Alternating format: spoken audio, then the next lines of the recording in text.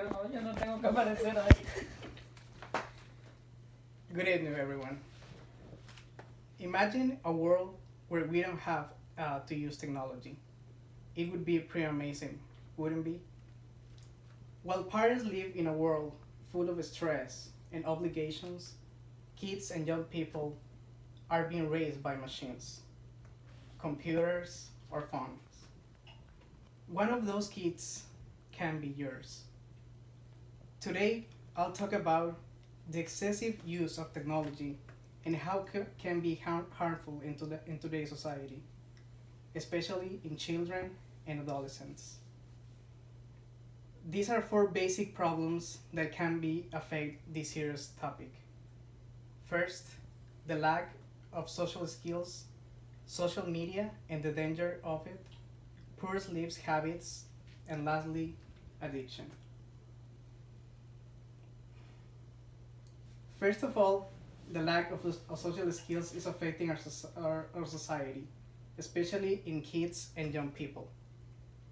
I did some research and I found an article called The Effect of Technology on Face to Face Communication by Emily Drago, dated on spring of 2015, who said that despite individuals' awareness of the decrease of face to face communications as a result of technology, more than 60% of individuals observed on ELU's campus continue to use mobile device in the presence of others. Sometimes we cannot address our kids' problems because they are all the time involved in technology. We can even lose the ability to read the body language of our kids, which was very useful before because we could tell our kids had problems or not. Although we need to have some boundaries and respect, we must not our kids' situations or problems. We are losing all kind of relationships with the person with whom we live or with whom we interact every day. We are losing the all encounter face to face. Usually, family gather together in the dinner table.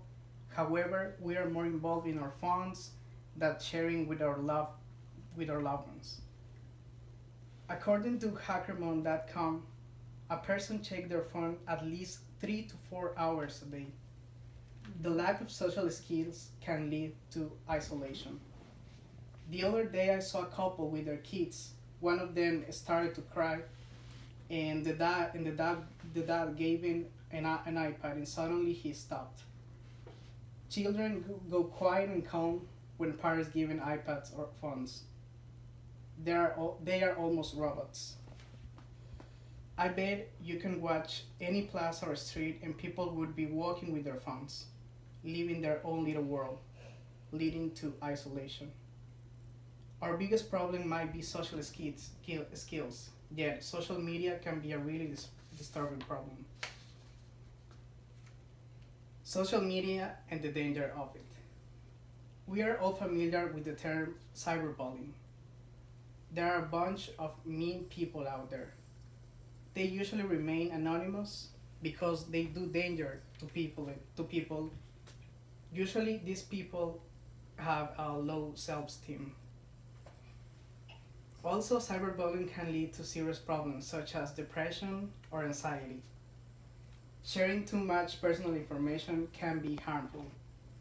People shouldn't post so many pictures of their kids, at least not in situations where they are naked or in front of the bathroom. Remember, there are mean people out there who can take advantage of it. We tell our kids don't talk to strangers. That must be the same situation for internet or technology. On social media, we also have the problem of identity thief. Social media generates an advertisement based on personal information, which can lead to identity thief. There are more opportunities than ever before to steal identities or commit fraud online. Young people can be really involved in social media.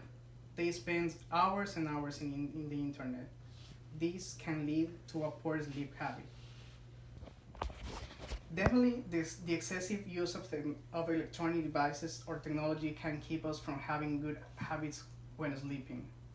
According to Kathy Johnson in her article, which was published in October of 2016, called "How Technology Use Messes with Your Sleep and What Can You Do About It?"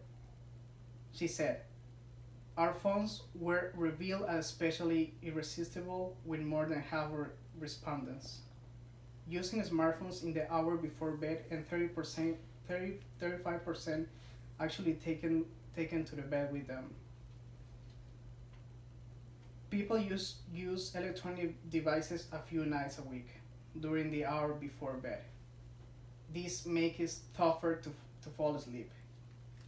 The bright screen light from devices can increase alertness. Therefore, devices can keep your brain alert.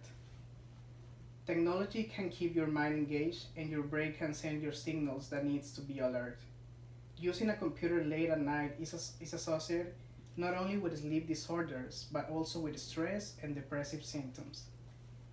When we lose our habits in our sleeps, uh, when we get involved so much in one thing, this can lead to one of the biggest problems: addiction. At last but not least, addiction to technology. Today it's impossible to live without technology.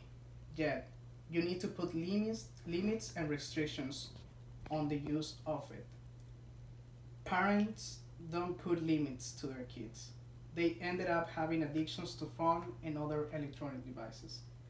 Also, as an adult, you need to know that even though you need to check your email or work stuff related, you need to be aware of the time or the waste of it.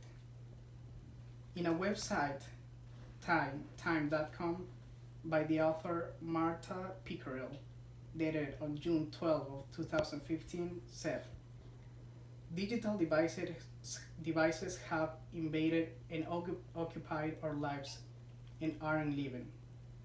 Phones and tablets of every size travel with us everywhere. Computer screens and TV flicker in nearly every room we enter. But even in this altered landscape, the official recommendations regarding kids' screen time have remained largely uncharged since 1998. Computer games or videos can also be addictive, which in some cases can lead to violence and the lack of empathy for other people." I'm not saying that technology is bad for society. On the contrary, I think it is a very useful tool that can serve us for so many things, such as research, connect with family, friends, or even people we did not see a long time ago. It is the excessive use that I want us to know that it can be bad. And as a parents, we have to pay attention to our children because, as I said before, they are being raised by machines.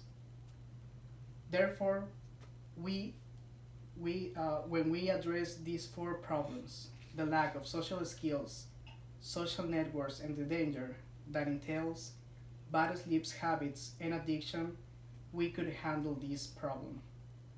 As you know, this problem gets worse and worse as time goes by. Technology can be a double-edged sword. Our decision would be taking this sword with the edge that doesn't hurt us and our kids. Thank you.